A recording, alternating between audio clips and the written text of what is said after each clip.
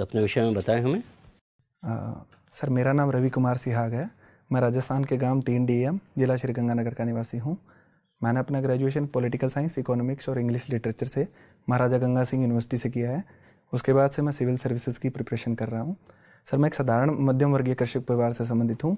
मेरी कुछ आकांक्षाएँ हैं और कुछ उपलब्धियाँ हैं और कुछ पर मैं काम कर रहा हूँ। सर आपकी क्या आकांक्षाएं हैं और क्या उपलब्धियां हैं, कुछ बताएंगे हमें।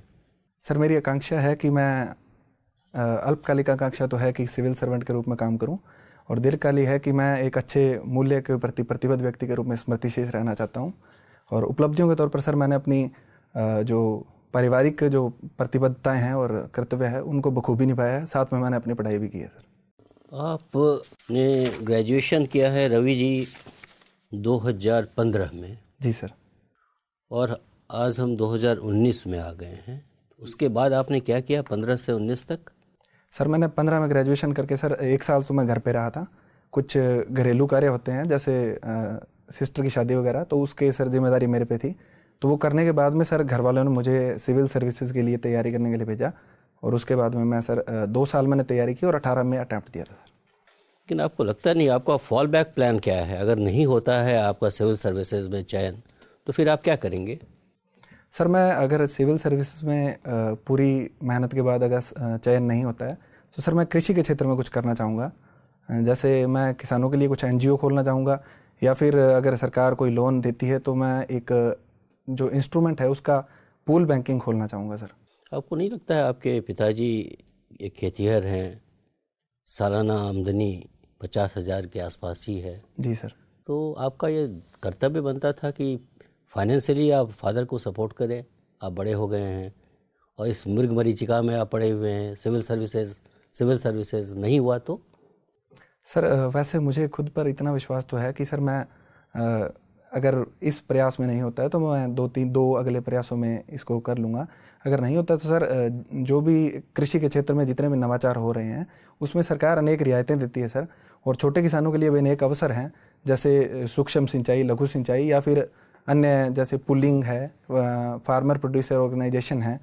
तो उसके स्तर पर मैं प्रयास करूँगा। सर आपको लगता नहीं है कि आपका सपना जो है वो बहुत ही वैरिड है, मतलब पेंडुलम की तरह है? एक तरफ आप अपने को सिविल सर्वेंट के रूप में इमेजिन कर रहे हैं, दूसरी तरफ एक आप आम खेतिहर के रूप में अपने को इमेजिन कर रहे हैं।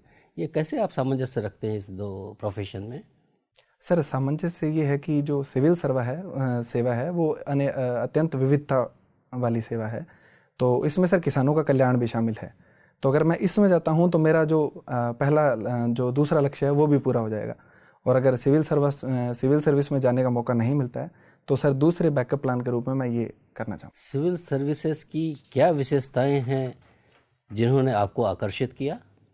सर मैं किसान पृष्ठभूमि से हूँ, और हमारे किसानों में जितनी भी समस्याएं होती है, जैसे सर पानी की जो वाराबंदी है उससे रिलेटेड, या नहर से पानी की चोरी होती है उससे रिलेटेड, तो सर किसान लोग हैं वो कलेक्ट्रेट में जाकर ज्ञापन देते थे। तो इस कारण से मेरा आकर्षण इस सेवा में हुआ। लेकिन बाद में इसके बारे में मैंने और पढ़ा, इसके कार्यों के बारे में, विविधता के बारे में, इसके वेतन भत्तों के बारे में। तो सर मेरा आकर्षण स्वाभाविक था, और उसके बाद में मैंने सर इसके लिए तैयारी चालू की। धन्यवाद। अच्छा ये बताइए, सरदार पटेल को बिस्मार्क ऑफ इंडिया क्यों कहा जाता है?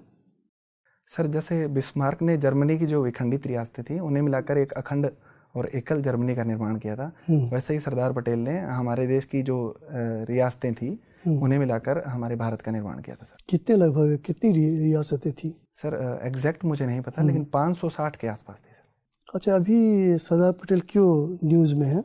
सर उनकी मूर्ति का निर्माण कराया गया है स्टैचू ऑफ यूनिटी का गुजरात में। तो इस कारण कहाँ पे है? गुजरात में किस जगह पर है?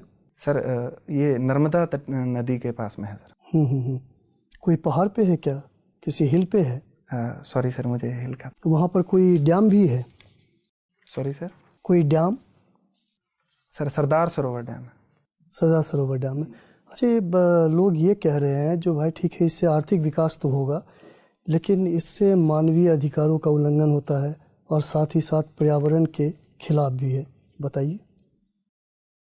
सर पर्यावरण के खिलाफ तो जो तर्क है वो ये है कि जो डैम है उसके खिलाफ तर्क था कि जो डैम बनाने से जो पर्यावरण में वन भूमि का ह्रास हो जाता है, वो जलमग्न हो जाती है। तो ये प्रमुख तर्क थे। और मानवीय अधिकारों के मुद्दे पर जो आदिवासी लोग हैं सर, उन्हें भूमि से विस्थापित कर दिया गया और उनके विस्थापन का मुद्दा सर अभी तक चल रहा है, उसे पूरी तरह से सरकार द्वारा खत्म नहीं किया गया है। तो ये प्रमुख मुद्दे थे। लेकिन सर मूर्ति बनाने के पक्ष में ये है कि अगर मूर्ति बनाते हैं तो एक तो सर विश्व में हमारा जो नाम है कि भारत में सबसे बड़ी मूर्ति है, दूसरा सरदार पटेल के योगदान को देखते हुए हम ये मूर्ति बना सकते हैं, और तीसरा ये है कि सर अगर ये टूरिज्म प्लेस के रूप में डेवलप होता है तो एक तो इसकी जो टिकट है उससे आमदनी होगी, दूसरा से इसके बाहर जो एरिया डेवलप होगा उससे भी सर लोगों को रोजगार के अवसर। तो सस्टेनेबल डेवलपमेंट से क्या समझते हैं आप? सर सतत विकास की परिभाषा ये है कि अगली पीढ़ी के जो जितने भी रिसोर्स हैं उनको हम खत्म किए बिना अगली पीढ़ी के एक ट्रस्टी के रूप में अगर हम रिसोर्स के लिए काम करें तो सतत विकास है। तो स्टैच्यू ऑफ यूनिटी के बारे में कहा जाता है जो सस्टेनेबल डिज़ाइन नहीं है, कुछ पता है आपको? सॉरी सर, इसके बारे में तो नहीं पता है। मतलब इस स्टैच्यू को बनाने में क्या क्या कंपोनेंट्स क्या लगे, कुछ आइडिया है? सॉरी सर, वो भी आपको ध्यान में नहीं है, कोई बात नहीं। मोस्ट फेवर्ड नेशन सुना होगा आपने? जी सर, बताइए। सर मोस्ट फेवर्ड नेशन जो WTO के प्रमुख प्रिंसिपल है उसमें है कि आप किसी एक नेशन को मोस्ट फेवर्ड नेशन का दर्जा नहीं दे सकते, और सबके लिए जो शुल्क हैं चाहे सीमा शुल्क हो या ट्रेड बैरियर्स जो भी हैं, टैरिफ या नॉन टैरिफ, वो एक समान रखने पड़ेंगे। तो मोस्ट फेवर्ड नेशन आज भी न्यूज़ में था, कल भी न्यूज़ में था, पाकिस्तान के संदर्भ में। जी सर, बताइए सर। मोस्ट फेवर्ड नेशन, इसका कुछ असर पड़ा पाकिस्तान पर मोस्ट फेवर्ड नेशन का? बहुत बड़ा असर अगर हम उम्मीद करते हैं तो वो तो नहीं पड़ेगा, लेकिन हाँ कुछ ही है कि पाकिस्तान से जो भारत में वस्तुएं आती है उन पर अगर हम हैवी ड्यूटी इम्पोज करते हैं। पता चला है जो 2 वस्तुओं पे 200% ड्यूटी लगाई गई है। जी सर। बताइए उसके बारे में। सर तो उन वस्तुओं की आवाजाही कम हो जाएगी। कौन सी वस्तुएं हैं? सॉरी सर, मुझे वस्तुओं, चलिए कोई बात नहीं। आपके पिता कृषि से संबंधित है।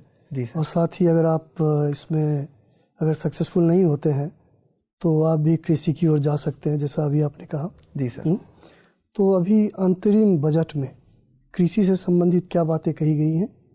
सर 3-4 प्रावधान है। पहला तो ये है कि किसानों को सर 6,000 रुपये वार्षिक मिलेंगे, जो कि 2-2 की 3 किस्तों में दिए जाएंगे। ठीक है। एक प्रावधान है कि जो मछली पालन और पशुपालन है उसके लिए अलग कोष सृजित किया जाएगा ताकि इनको भी हम किसान क्रेडिट कार्ड के थ्रू ऋण व्यवस्था से जोड़ सके। तीसरा सर जो कामधेनु बोर्ड की स्थापना की जाएगी, तो उसके थ्रू सर जो देसी गाय हैं उनका नस्ल संवर्धन किया जाएगा जो किसानों के लिए। अच्छा, किन किसानों को ये 6,000 दी जाएगी? कोई इसके लिए शर्त है क्या, कंडीशन है? सर जिनकी भूमि 2 हेक्टेयर से कम है, जिनके पास कृषि भूमि, उन्हें दी जाएगी। तो राजस्थान में 2 हेक्टेयर का अर्थ क्या हुआ, कितना एकड़ हुआ, कितना बीघा हुआ? सर 8 बीघा 2 हेक्टेयर का अर्थ होता है 10,000 वर्ग मीटर होता है सर, 1 हेक्टेयर। 1 हेक्टेयर 10,000। तो आपके पास कितना है? सर 10 बीघा जमीन है हमारे पास। आपके पास यानी 2 हेक्टेयर के अंदर है आप? 2 हेक्टेयर से ऊपर है सर हम। तो यानी आपको इससे फ़ायदा नहीं, आपके पिताजी को फ़ायदा नहीं है? नहीं सर। चलिए मुझे एक अंतिम सवाल का जवाब दीजिए। राजस्थान में औरतों की शिक्षा के लिए क्या कौन कौन से विद्यालय और विश्वविद्यालय हैं जो कि बहुत प्रख्यात है? सर एक तो वनस्थली विद्यापीठ है टोंक में, जो बालिका शिक्षा के लिए बहुत विख्यात है। इसमें सर खेल कूद पर भी उतना ही फोकस दिया जाता है जितना बालिकाओं की शिक्षा पर है। उसके अलावा सर मोदी यूनिवर्सिटी है जो लक्ष्मणगढ़ में है, वो भी बालिकाओं की शिक्षा के लिए बहुत फेमस है सर। और कोई? सर अभी मैं 2 ही रिकॉल कर पा रहा हूँ। 2 ही रिकॉल कर। चलिए थैंक यू।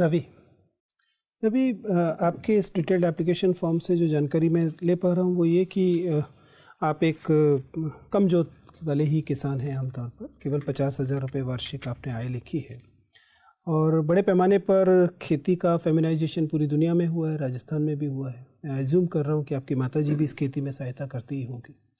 फिर आपने इस राशि को केवल पिता की आय क्यों बताया है, माताजी की आय को क्यों नहीं शामिल किया? सर ये गलती तो हुई है मुझसे कि मम्मी का भी बहुत योगदान रहता है खेती में, और मैं लिख नहीं पाया सर। तो ये कोई आश्चर्य की बात नहीं है, ऐसा कई आवेदन कर्ताओं से होता है।